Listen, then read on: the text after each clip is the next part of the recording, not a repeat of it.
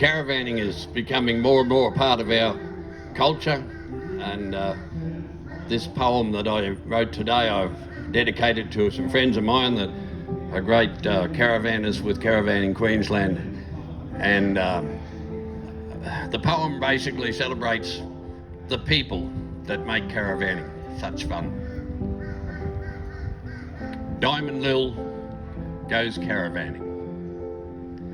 As you travel this great country beneath the skies so blue, you're bound to run across the caravanning crew. As you travel down the highway, you'll pass them on the highways and the country towns out back, or camp beside a billabong on some quiet country track. They are a diverse mob of age and sex and size, with a broader range of characters than most would realise. They've vans with no membership requirement on style and points of view, and the style and size of van, well, that's really up to you. Some vans are quite simple, some are quite immense, with every mod con except the garden fence. Now some people call them grey nomads as they see them trundle by, but not all of them are ageing, so you'd have to wonder why. There are families and singles and the post-teenage set, and those looking for a home that just haven't found it yet. Then there are the baby boomers who say they like to ski, spending the kids' inheritance as Australia now they see. There are the empty nesters searching for a new meaning for life, and always the odd husband escaping from the wife. Then there are the retirees fleeing the heat or cold, and those that just won't accept the fact they're growing old. Now one such retiree of note is a lady called Diamond Lil, a caravanning identity known from Cairns to Broken Hill. Now Lily is a widow, and her late husband's name was Doug, and she was well upon life's journey when she caught the camping bug. She had a little cottage with a garden out the back, and life was very organised and never went off track. Until she retired and put her working life away, and the thought of staying home alone just filled her with dismay. Then one day in the junk mail, a notice caught her eye, inviting senior citizens to give caravanning a try. Come and see Australia in an economical way. You travel, choose where you go and choose where you stay. So she went off to the van park and wandered to and fro, inspecting all the caravans lined up in a row. Some were quite huge, some were short and flat, and some were so tiny that you couldn't swing a cat.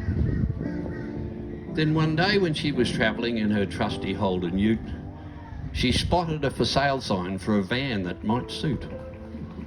Caravan for sale, it said on a little homemade sign. My beloved little caravan from 1969.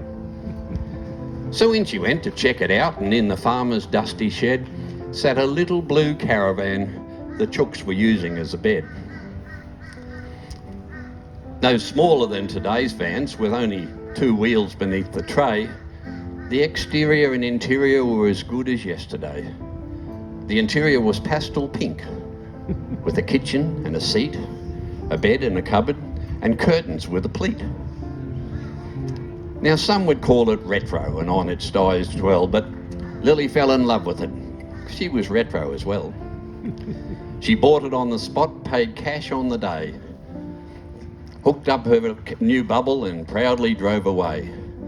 And in her Holden ute with her blue bubble in tow, she beetled around the state where caravanners go.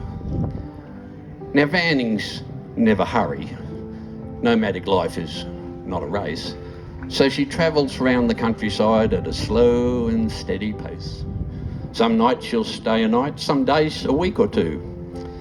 But when she's without warning, she'll pack up and shoot through. From Pittsworth in the south to Atherton on the hill, and way out west in Normanton come the reports of Diamond Lil. She's a whiz at reversing, park a van on a dime. There were no motor movers back in 1969. She wheels in onto a pitch and sets up a sight, fold-out chair and table, and she's ready for the night. As the larger vans straggle in, unpack and set up gear, Lil sits back and watches and sips upon a beer. Around the evening campfire she may sing a song or three, or share a yarn of bygone times when she was young and free. She ran a pub in Kenya where they named her Diamond Lil. That was back in the 70s, but she answers to it still. Call her a grey nomad or to her age refer. She'll politely inform you she's a vintage teenager. You see, Lily's found a family in the Queensland caravanning set. And with those nomadic spirits, perhaps she's vanning yet, as she and her little bubble chase the sunsets through the west, seeking out those special campsites that only caravanners know best.